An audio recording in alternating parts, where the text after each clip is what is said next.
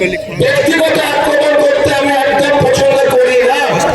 তারপরে মিডিয়ার মাধ্যমে, সোশ্যাল মিডিয়ার মাধ্যমে আপনারা দেখেছেন কোন একটা জায়গায় গিয়েছিলেন তিনি পানীয় জলের সমস্যা থাকার জন্য, কোন একটা সমস্যা থাকার জন্য তাকে যখন প্রশ্ন করেছে তিনি বলেছেন তুমি আমাদেরকে ভোট দিওনি, অমুককে ভোট দিয়েছ, তার পরিষেবা ঠিক করে পাবে না।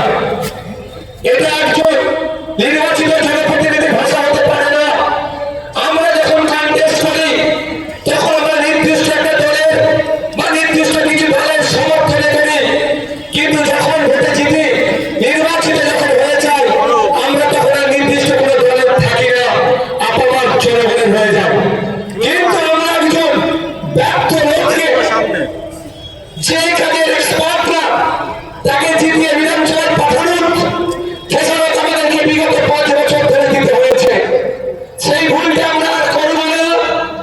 আগামী 5 বছর ওএনজিসি থেকে শুরু করে অশোকনগরের টেক্সটাইল যে সমস্যা আছে সেটা থেকে শুরু করে এখানে দলিত আদিবাসী মধ্যবাড়িতে সমস্যা, সংখ্যালঘুদের বাইরের সমস্যা, শিক্ষার সমস্যা, স্বাস্থ্য ব্যবস্থার সমস্যা, যোগাযোগ ব্যবস্থা এবং আনুষঙ্গিক যে বিষয়গুলো আছে সেইগুলো আইনসভার মধ্যে তুলে ধরে তোলার জন্য আমরা এখানে বামেদের সমর্থনে আইএসএফ কাউন্সিলের পক্ষ থেকে আপনাদের সামনে হাজির করেছে তাপস ব্যানার্জি মহাশয়কে।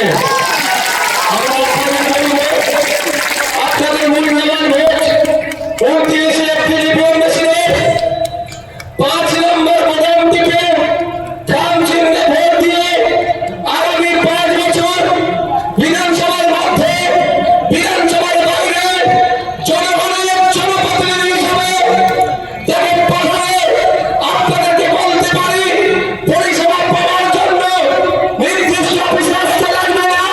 ভালোবাসা ভালো করুন, মানুষের দুয়ারে পাড়াতে গ্রামে যেভাবে আমি পৌঁছে গিয়ে তাদেরকে নানান পরিষেবা দিয়েছি এখান থেকে আপনাদের সেই পরিষেবা প্রদান করবে।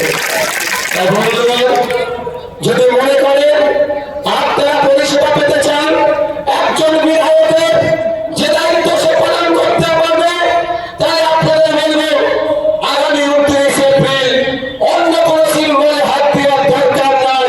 শুধুমাত্র থাম সিম্বলে হাত দিয়ে থাম সিম্বলকে বামেদের সমর্থনে বিধানসভার মধ্যে পাঠান। আপনার নানান অভাব অভিযোগ যেগুলো আপনার দরকার পাচ্ছেন না, যেগুলো আইনসভার মধ্যে নতুন আইন অ্যামেন্ডমেন্ট হচ্ছে, জনগণের বিপক্ষে যদি চাই তার কঠোর সমালোচনা, যদি জনগণের পক্ষে আসে আরো ভালো কিভাবে হবে তার প্রস্তাব দেওয়ার মতো।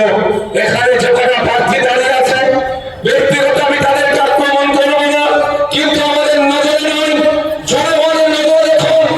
জনগণ বলছে এইবারে কিন্তু অশোকনগর বিধানসভা থেকে খাম চিহ্ন রাজ্যের আইনসভায় যাচ্ছে। আচ্ছা, লাস্টে একটু ফ্ল্যাশ লাইট হবে না কি গো?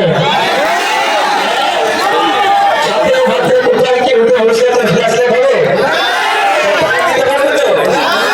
আমি 10 মিনিট খুব বেশি হলে পারবো, তাও আমার কষ্ট হয়ে যাচ্ছে।